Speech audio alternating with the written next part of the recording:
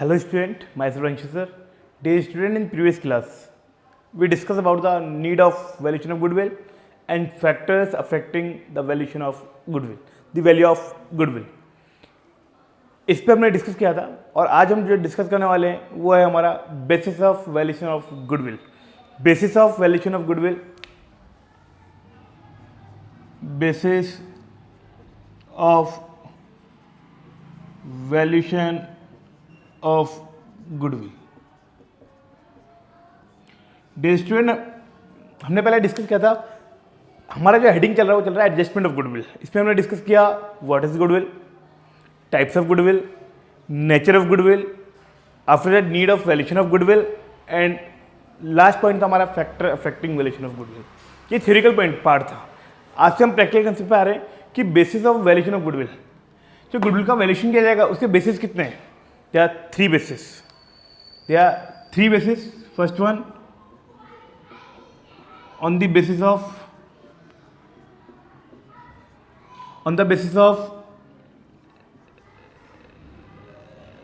average profit. Second, on the basis of normal profit. And third one, on the basis of super profit. ये three bases हमारे goodwill के valuation के करने के three bases हैं. एक तो average profit, second normal profit and third one super profit. ये स्टूडेंट हमारे एग्जाम के लिए जो इंपॉर्टेंट है वो है सुपर प्रॉफिट. एवरेज प्रॉफिट ये सुपर प्रॉफिट में तो पूछा जाएगा. नॉर्मल प्रॉफिट जो है हमारे बीच में इनके वर्क करेगा, कैसे कहाँ काम आएगा, क्या करेगा, उसको हम डिस्कस करेंगे. सुपर प्रॉफिट सबसे इंपॉर्टेंट है. कैसे कैलकुलेशन होगा, जब तक एवरेज प्रॉफिट और नॉर्मल प्रॉफिट आपको कैलकुलेशन करना नहीं आएगा तब तक आप सुपर प्रॉफिट की कैलकुलेशन नहीं कर पाएंगे, क्योंकि सुपर प्रॉफिट का जो फॉर्मूला है वो एवरेज प्रॉफिट और नॉर्मल प्रॉफिट से ही क्लियर होगा. Clear student. फर्स्ट पॉइंट हमारा on the basis of average profit. On the basis of average profit. Average profit के बेस पर हम गुडविल का वैल्यूएशन करेंगे. लेकिन पहले गुडविल का वैल्यूएशन करने के लिए हमें कितने बेसिस है? तीन बेसिस हैं. एक तो एवरेज प्रॉफिट, एक नॉर्मल प्रॉफिट और थर्ड सुपर प्रॉफिट. तो एवरेज प्रॉफिट कैसे कैलकुलेट करते हैं हम? तो dear student, average profit calculate करने के यहाँ तीन स्टेप्स है. There are three steps for calculation of average profit. First one, step number 1, calculation of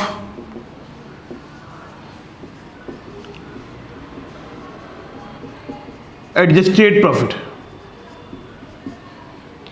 calculation of adjusted profit. ये एवरेज प्रॉफिट नहीं है, एडजस्टेड प्रॉफिट है. अब ये एडजस्टेड प्रॉफिट कैसे कैलकुलेट करेंगे हम? देखिए, यहाँ आपको प्रॉफिट होगा 2015, 2016 और 2017. हम मान लेते हैं 3 ईयर्स का प्रॉफिट आपको क्वेश्चन में गिवन होगा. आपको एवरेज प्रॉफिट निकालना है. कैसे निकालेंगे? उसकी फर्स्ट स्टेप है calculation of adjusted profit. Profit given होगा आपको. इस प्रॉफिट के अंदर यदि कोई एबनॉर्मल लॉस लेस किया हुआ है उसको वापस ऐड कर देंगे. एबनॉर्मल लॉस अगर इसमें कोई लेस किया हुआ है तो उसको हम वापस ऐड करते हैं. ये एबनॉर्मल लॉस को हमने ऐड कर दिया. ये एबनॉर्मल लॉस होते क्या है स्टूडेंट? ऐसे लॉस जो बिजनेस के नॉर्मली वो लॉस बिजनेस में नहीं होते हैं. Loss by fire, loss of speculation business. हमने कोई सट्टे का काम किया या स्पेकुलेशन को लॉस हो गया तो लॉस हमारे बिजनेस का लॉस नहीं है. वो लॉस हमारे बिजनेस की वजह से नहीं हुआ है. हमने कोई जुआ खेला, सट्टा खेला हमने, और क्या हुआ, हम उस लॉस उसमें हम हार गए, तो लॉस हो गया. तो वो लॉस हमारे बिजनेस का लॉस नहीं है. तो उसको हमने बिजनेस में से पहले लेस किया हुआ तो उसको वापस ऐड कर देंगे, क्योंकि हमें यहाँ पे एक्चुअल जो प्रॉफिट है वो निकालना है. जो प्रॉफिट हमारे बिजनेस का नॉर्मल रूटीन बिजनेस का लॉस नहीं है, उसको वो लॉस हमारी वजह से हुआ है, पर्सनली हमारा उसका लॉस हुआ है, वो बिजनेस में से हमने प्रॉफिट में से लेस किया हुआ है, तो उसको हम क्या करेंगे, वापस ऐड कर देंगे और इसमें लेस करेंगे हम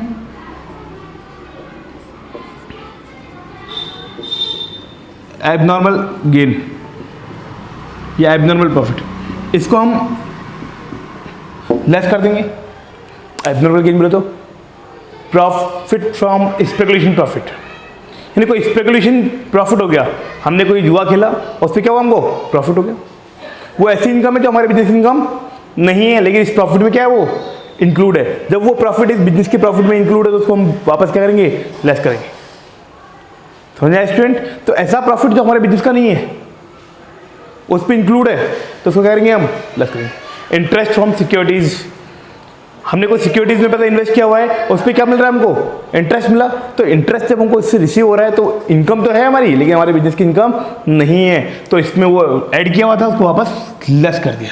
तो ऐड लेस करने के बाद जो आएगा ये होगा हमारा एडजस्टेड प्रॉफिट। एडजस्टेड प्रॉफिट, इसे कहते हैं हम एडजस्टेड प्रॉफिट। Clear student? इसके बाद ये थी step number 1, calculation of adjusted profit. अब हम डिस्कस करेंगे स्टेप नंबर 2, इसका नेम है स्टेप नंबर 2, कैलकुलेशन ऑफ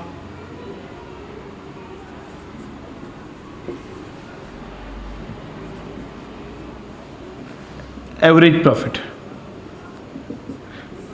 अब हमें निकालना है एवरेज प्रॉफिट। तो स्टेप नंबर 1 से जो आएगा वो स्टेप नंबर 2 में वर्क आएगा। स्टेप नंबर 1 कंप्लीट होगा, उसका चलेगा स्टेप नंबर 2। ये आया था हमारा एडजस्टेड प्रॉफिट। अब हमें निकालना है एवरेज प्रॉफिट। तो ये कैसे निकालेंगे? स्टूडेंट, एवरेज प्रॉफिट कैलकुलेट करने के 2 मेथड है। First one,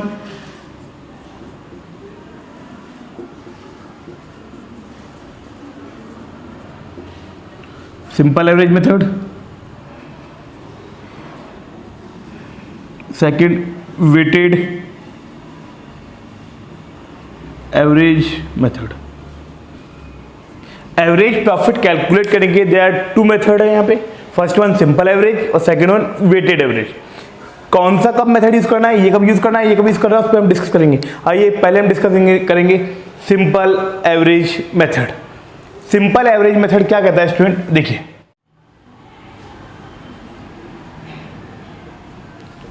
simple average method. अब सिंपल एवरेज मेथड, पहली बात तो इस मेथड का यूज कब करना है हमको, व्हेन प्रॉफिट, कौन सा profit, adjusted profit, when profit are not in ascending और डिसेंडिंग ऑर्डर। प्रॉफिट ना तो असेंडिंग ऑर्डर में हो ना डिसेंडिंग ऑर्डर में हो।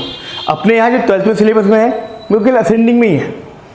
जब आगे स्टडी करेंगे आप लोग सी वगैरह में करेंगे तो वहाँ के असेंडिंग और डिसेंडिंग ऑर्डर के अंदर हम कभी भी सिंपल एवरेज का यूज़ नहीं करते। जब भी प्रॉफिट कभी फ्लैक्चुएट हो रहा है, कभी 80,000 फिर 90 हो गया फिर 70 हो गया, जब भी प्रॉफिट क्या होगा, फ्लैक्चुएशन में होगा, तो उस केस में हम सिंपल एवरेज का यूज़ करेंगे। और सिंपल एवरेज से कैसे निकालते हैं एवरेज, बिल्कुल सिंपल है। एवरेज प्रॉफिट का फॉर्मूला होता है total profit of number of year. अभी 3 ईयर्स का हमने एडजस्टेड प्रॉफिट निकाला था। एडलेस करने के बाद जो भी प्रॉफिट आएगा उन 3 ईयर्स के प्रॉफिट को हम ऐड कर लेंगे और टोटल प्रॉफिट जो आएगा उस पर नंबर ऑफ ईयर का डिवाइड करेंगे, number of year.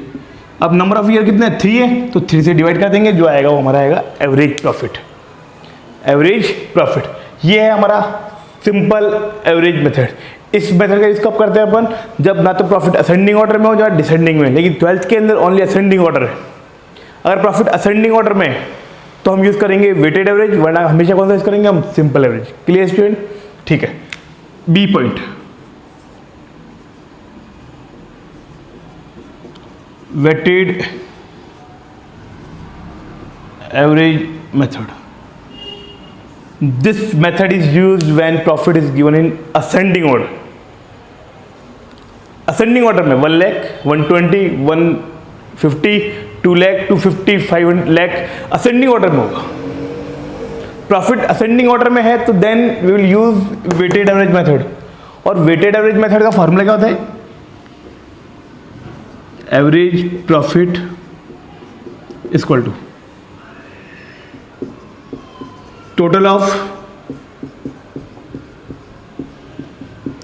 Product into weight upon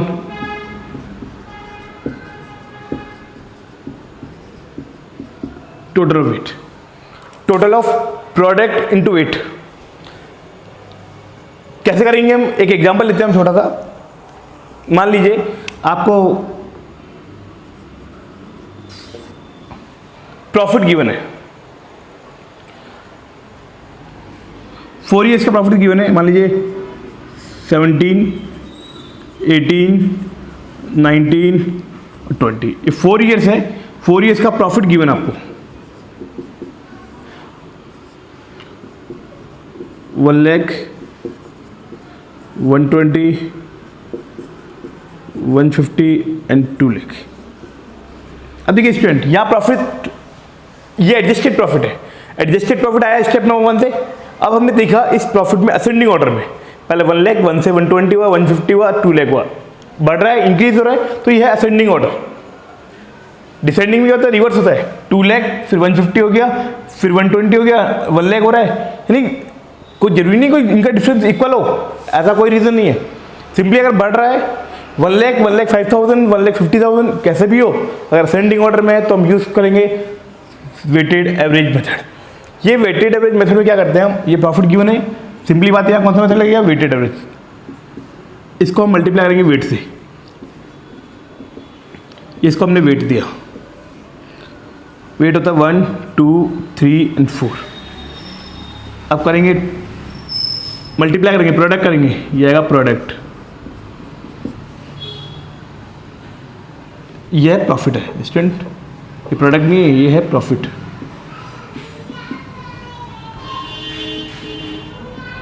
one lakh, 2,40,000, 4,50,000, 8,00,000। Total कीजिए 8, 12, 12 और 2, 14 और 15, 15,90,000। तो टोटल ऑफ कहीं का प्रॉफिट इनटू वेट, ये प्रॉफिट और वेट को मल्टीप्लाई किया तो यह आ गया टोटल, यह आ गया हमारा 15,90,000। Clear student? डिवाइड करेंगे हम टोटल ऑफ वेट से, टोटल ऑफ वेट 7, 9 और 10।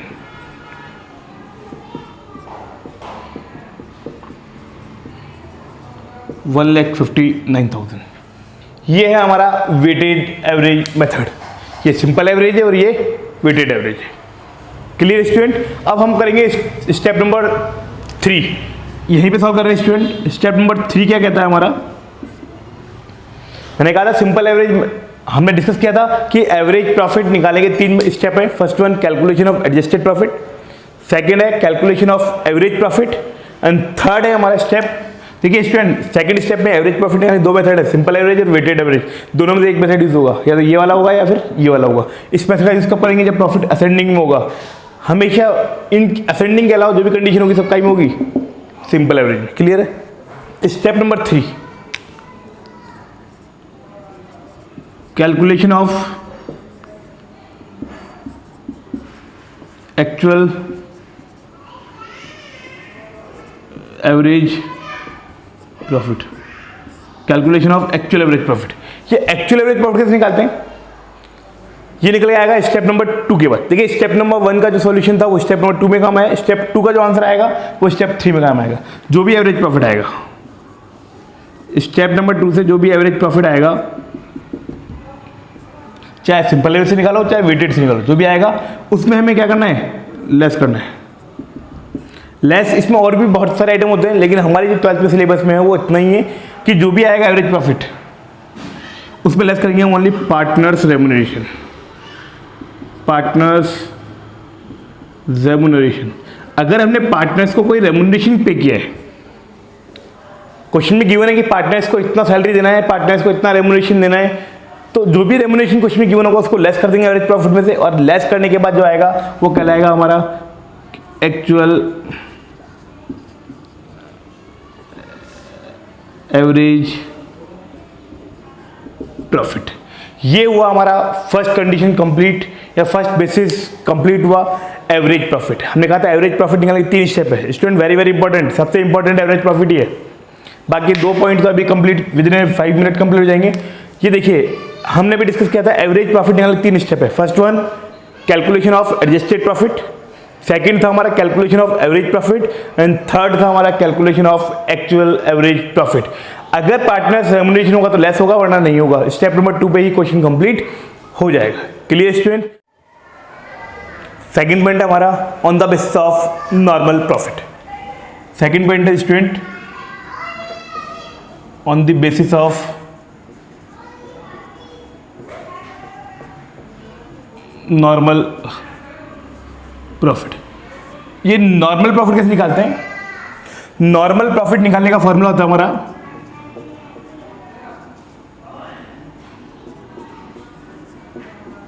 नॉर्मल प्रॉफिट निकालने का फॉर्मूला होता है कैपिटल एम्प्लॉयड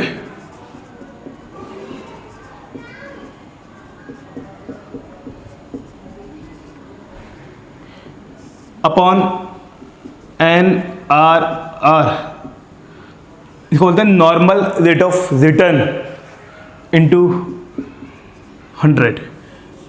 NRR की फुल फॉर्म होती है student normal rate of return. Normal rate of return का मतलब होता है, इसको हिंदी में हम यूज करते हैं सामान्य प्रत्याय की दर, और कैपिटल एम्प्लॉयड को कहते हैं हम क्या? विनियोजित पूंजी। कैपिटल एम्प्लॉयड को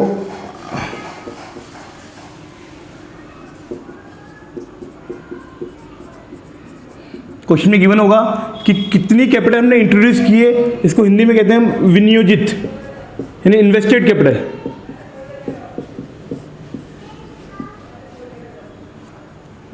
कई बार स्टूडेंट कहता है सर कैपिटल एम्प्लॉयड का मीन क्या होता है? जितना कैपिटल हमने इन्वेस्ट किया है, इन्वेस्टेड कैपिटल। और ये कहते हैं NRR normal rate of return, इसको हिंदी में कहते हैं हम सामान्य प्रत्याय की दर। हिंदी मीडियम वाले स्टूडेंट क्या पूछ लेते हैं बोला सर ये क्या है? तो मतलब एक्चुअली स्टूडेंट ये हमारे दोनों ही मीडियम के लिए है, हमें ये सब क्वेश्चन इंग्लिश में ही सॉल्व करने हैं। आगे जो कंसेप्ट आएंगे सब इंग्लिश में आएंगे। Clear student? ये है हमारा विनियोजित पूंजी। क्लियर है? कैपिटल एम्प्लॉयड क्वेश्चन में गिवन होगा, NRR क्वेश्चन में गिवन होगा, इंटू 100 किया हमारा आंसर आ जाएगा। ये हो गया हमारा step number 3 complete. Step sorry point number 2 complete on the basis of normal profit. अब हम डिस्कस करेंगे थर्ड बेसिस हमारा on the basis of super profit. On the basis of super profit. अब ये सुपर प्रॉफिट कैसे निकालते हैं? Super profit निकालने के हमारे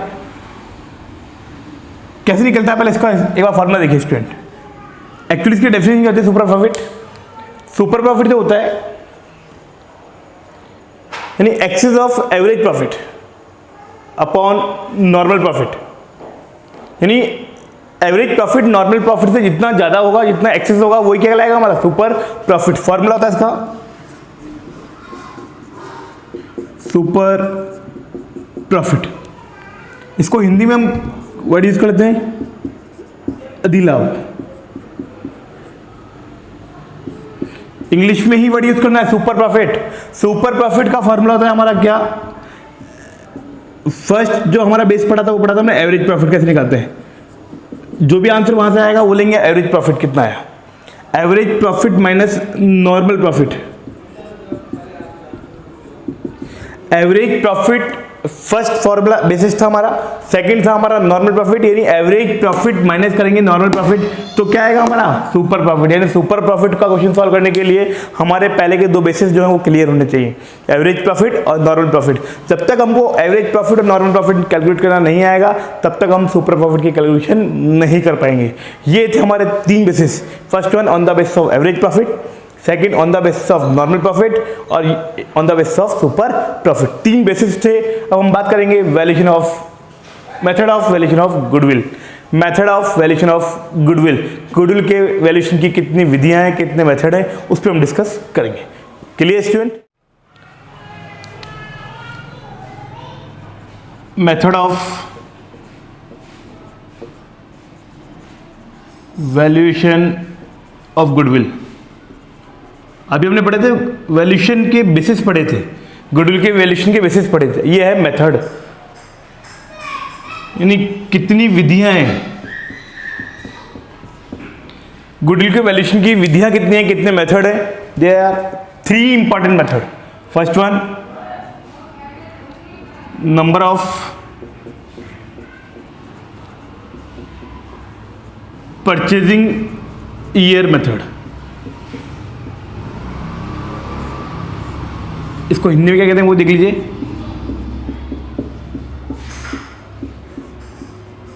वर्षों की क्रय विधि। इसको इंग्लिश में क्या कहते हैं? Number of purchasing year method. Second है हमारी capitalised method.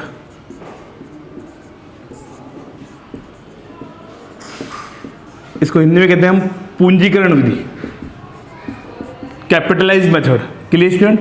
And third method है इनका, इसका एन्युटी मेथड।